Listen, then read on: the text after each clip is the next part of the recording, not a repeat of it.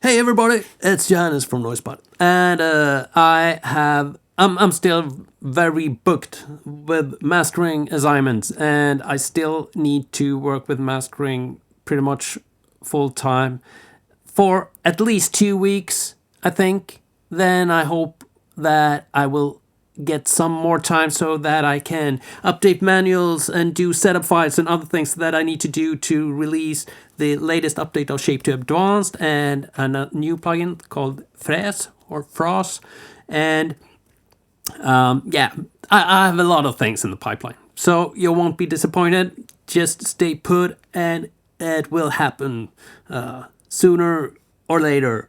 Today I'm gonna release or give you a Reaper script that I created using ChatGPT. So I didn't do much of the code myself. I let ChatGPT do the pretty much the whole thing. I also let ChatGPT create the whole text about the the script, so I can just take credit for the ID with the script, which I had this earlier this morning.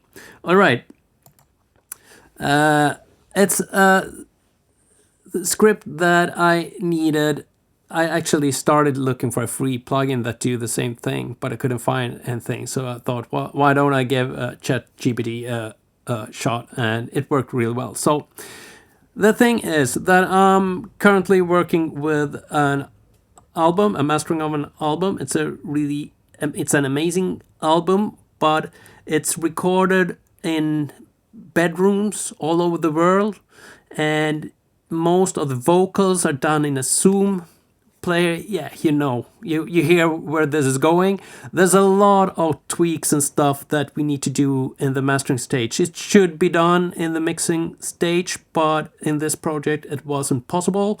So we ended up using stems, and I have been pretty much mixing and mastering the whole album in the same go.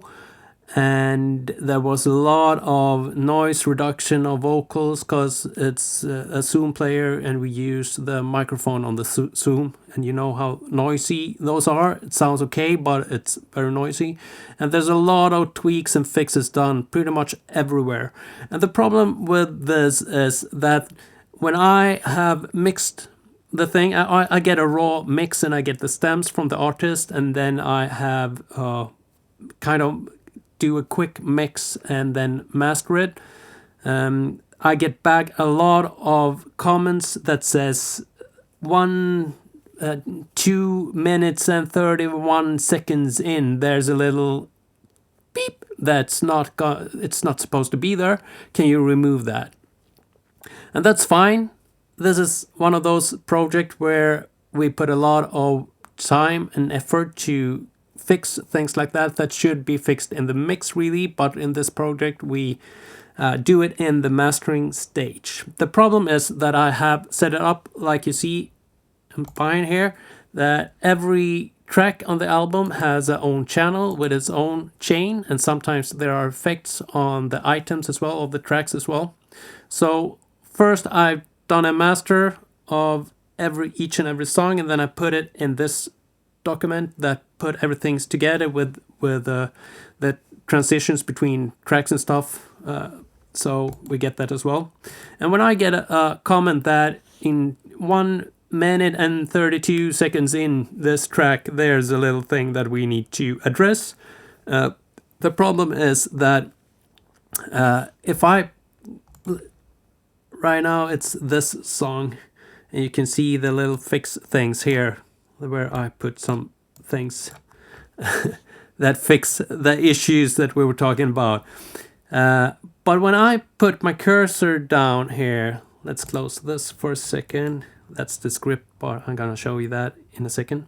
If I put my cursor down here and then have a look at the time in Reaper, it says 17 minutes and 18 seconds. And that's not so helpful when I'm trying to find where 1 minute and 31 seconds is in this particular track. You can in Reaper set a custom point in the project that you call 0, and then it will start to count from that position. That is cool, but if you need to do that with every track, and when you get comments like this, then it gets, then it's a bit messy to do that. So I created this script. So we're gonna load it right now. And it's a pretty easy script.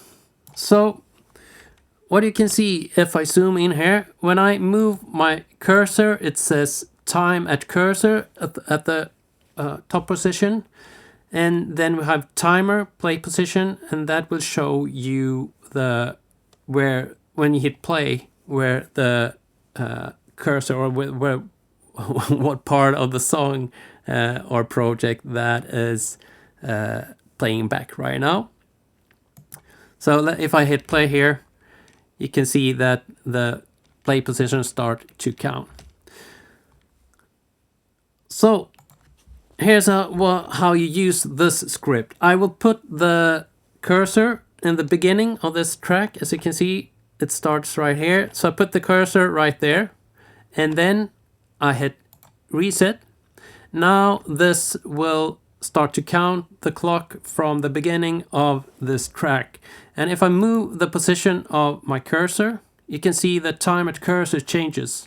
So you both have the time where the cursor is placed down, and if we play, so I hit play, you can see that the play cursor is moving in the background. And you can see that, sorry, we're gonna zoom in on this thing. You can see that the time at cursor isn't moving because that's showing this position of the cursor, but this is showing the play position in relation to where I reset it to 0. So there we go. Now I can quickly go through a project. I can put this cursor in different places, and we can fast find that 1:31 position. Somewhere here, we're getting closer. There we are, 1:31. So I just moved my position to that, and I can now zoom in and see, okay, this somewhere here, this is the issue there where we need to fix something. That took forever to explain a really easy script.